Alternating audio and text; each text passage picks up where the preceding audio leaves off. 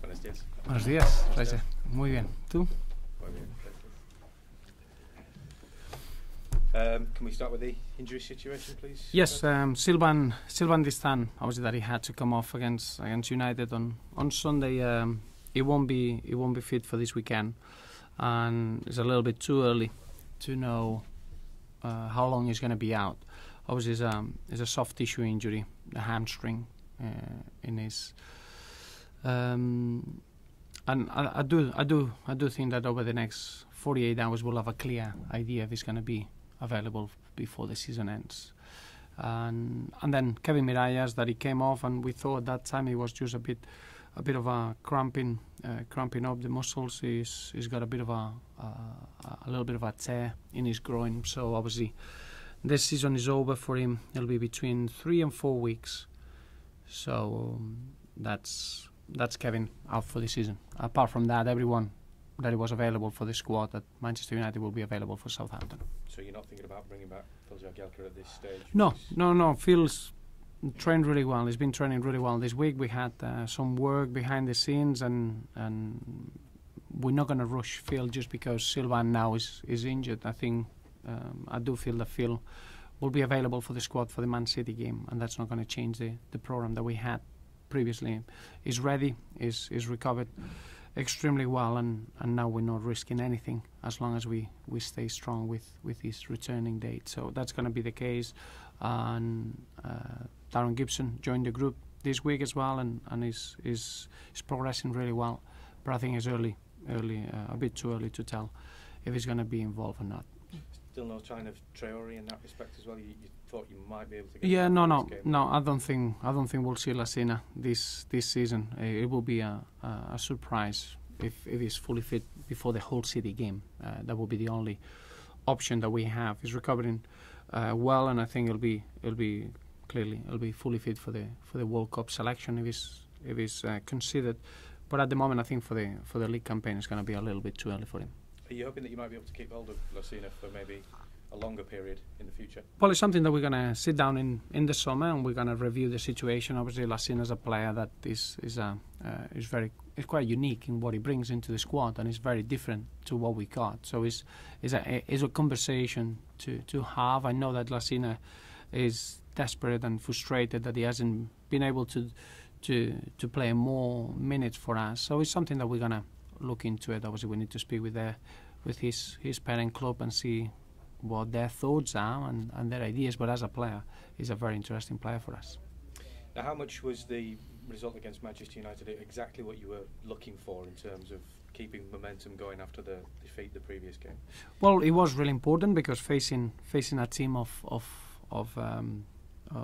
the stature of Manchester United and facing the champions, it was a real challenge and a real test. Now to get 24 points out of the last 27 is a remarkable moment in our season, and allow us to go into the final three games of the campaign with a real confident outlook. I think the Manchester United game was, in many ways, it was a unique opportunity to have this set of players breaking records and to be able to get the double over Manchester United, something that it hasn't been done for a long time. And those are the moments that the group deserved to achieve. So for many reasons, it was an important game after the defeat that we had against Crystal Palace, and allowed us to get to 69 points. That is a very strong figure, and now we need to make sure that we get as many points as we can from the next 9. Were you surprised, as a lot of other people, to discover that turned out to be David Moyes' last game in charge? Well, yeah, obviously it's been a lot of talking over that matter. It's not a nice situation when a manager loses his job, especially someone that has got such a strong links with our football club. So we know that David Moyes will look forward to the next footballing chapter and the next experience, and we all know that he's a very successful man, that he's got a real strong winning mentality, and he'll get ready to bounce back straight away. Do you think there'll be plenty of clubs that would be more than happy to take him on in the future? Oh, of course. You don't get that experience in the league. Is very, very difficult to get the amount of years that he's been working at the highest level, and the experience that he has and the know-how that he has is a real strength. I'm sure that he'll be ready to get into another job as quick as he can, and I'm sure he won't have the lack of offers or opportunities. You're being linked pretty heavily with one or two of their players, Tom Cleverley in particular, and maybe Danny Welbeck. Is there anything in those that you can tell us? Well, you normally, the crazy rumours start in the window.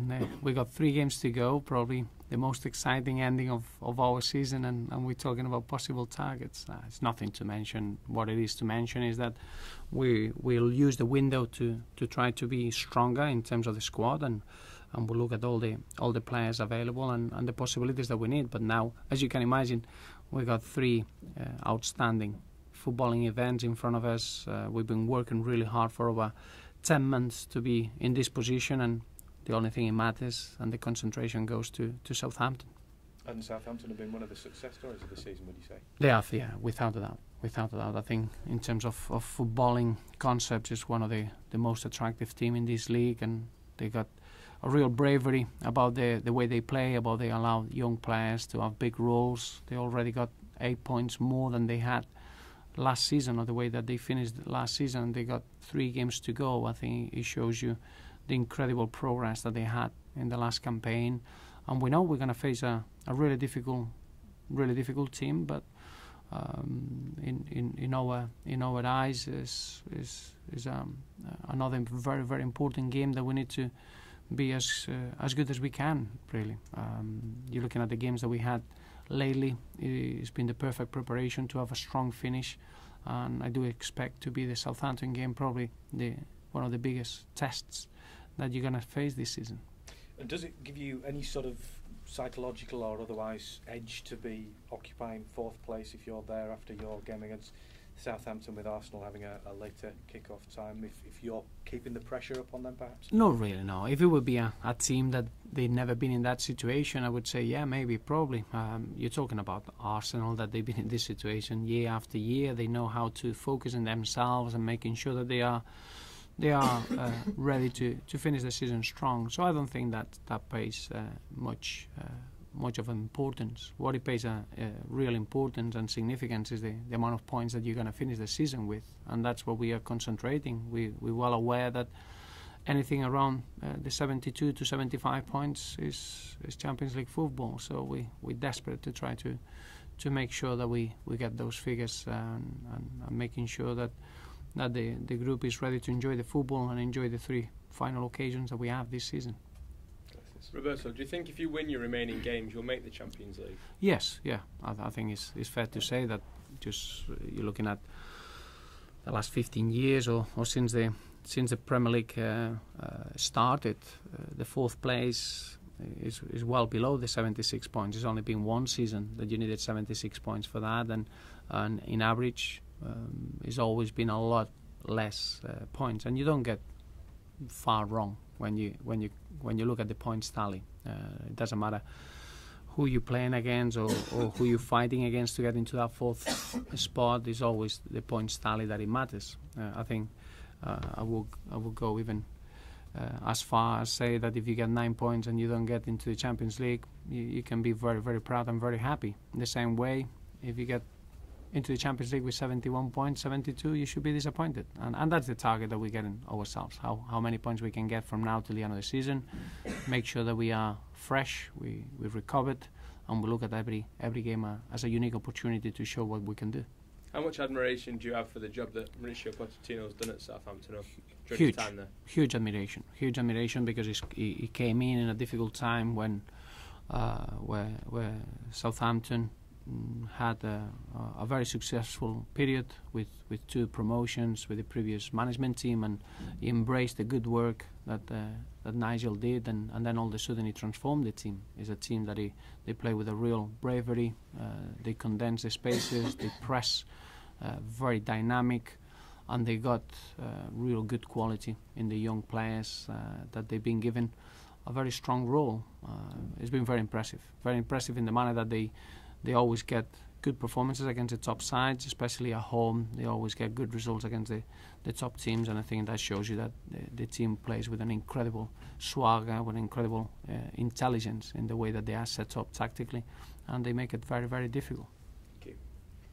Well, let's just go back to the injury situation. The latest two. Is it just coincidence that they're coming at this stage of the season, or is it? Do you think it's a sign that maybe the strain is starting to show on the small squad? No. Well, Silva obviously he's played a lot of games this season, and he's been very much strong, and he's never had a sign of showing fatigue. So I would say that was just a movement within the game, an action in the game that resulted with an injury. Kevin Mirallas clearly is the last action of the game. It's an accident. He's trying to reach for the ball, and he gets a collision that affects him to have an injury. I was well aware to making sure that the last 7-8 weeks of the season would be a strain for a specific player, and especially in the forward players. And I think we shared the playing time really, really well. And I don't think any of the injuries are down to fatigue or lack of planning. Football is a sport that you're going to get contact, and sometimes you're going to be unfortunate by that. But they are not injuries that they concern me in terms of the amount of minutes that the players played in those positions. You've had so many injuries this season. Does that affect your? I know you're talking about squad strengthening, but when you get to this stage of the season and you're still losing players, does it affect how you think what you're going to need next season? I know you've spoken about needing a big group if you get in Europe, but generally, do you think?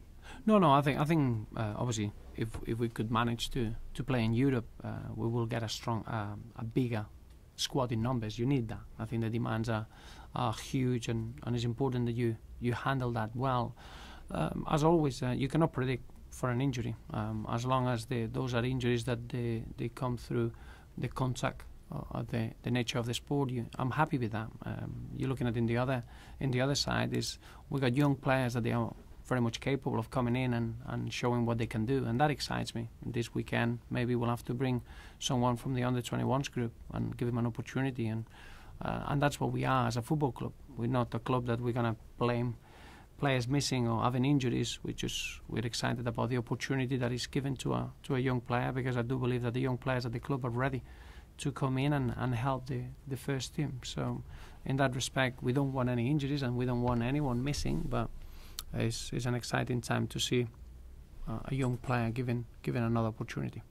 In the end of the season, if you're not trying for something, then it sometimes is ideal to bring the younger ones in to give them a bit of experience. But with the situation you're in, is it an ideal situation to be giving those youngsters that sort of close experience? Because you're obviously playing, the stakes are a lot higher at the moment. Yeah, but I think if you look at overall this season, we've been given opportunities throughout the season. You got players at 19 and 20, 21s, given huge roles in the side. I don't think it's not about being young or not. It's being prepared, and I think there are young players that they are very much prepared to help the team. And sometimes you need that opportunity that it comes through a suspension or an injury. And that I don't think that's a case to be worried that we're going to drop the level of performance of the team. No, at all. I think the work that has been done behind the scenes prepares youngsters to be ready, and probably that unknown quantity is giving us an extra edge in our performances. Looking at John Stones at 19 and seeing how he's been performing, obviously he needed Phil Jagielka to pick an injury, and that's the reality of it. But we pride ourselves in the work that we do with the youngsters, and we need to be brave enough as a team to give them opportunities. That doesn't mean we're going to drop the level of performance at all. It's a big leap, though, from the under-21s football, which people say is probably not as strong as it should be, to then go straight into being expected to contribute in a battle for the top four. Yeah, but then that is where you rely on your senior figures and the team itself to help these players and protect them a little bit. But the young players, they bring you other qualities. You got bravery, you got energy, you got legs. It's trying to use the good things that the young players bring into the side rather than highlight the lack of experience. It's getting the right balance, and we got the right balance with the senior figures at the club. Roberto, do you think you've been unlucky with injuries this season then? I think we have in specific areas. I would say we've been very lucky in other areas, because probably it was a position on the pitch that we were quite with Darren Gibson getting injured, we were quite light in terms of numbers. But we've been unfortunate to lose Stephen Pienaar for the length of time that we lost him. That's been unfortunate, obviously, to lose Phil Jagielka as a club captain for the length that we lost him.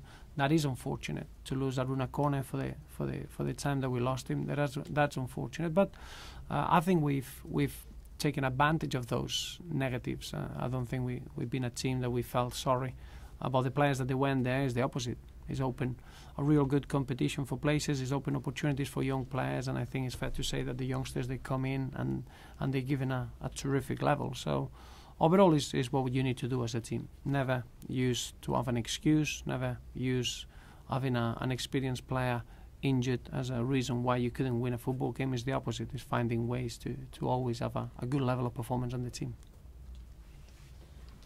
Excellent.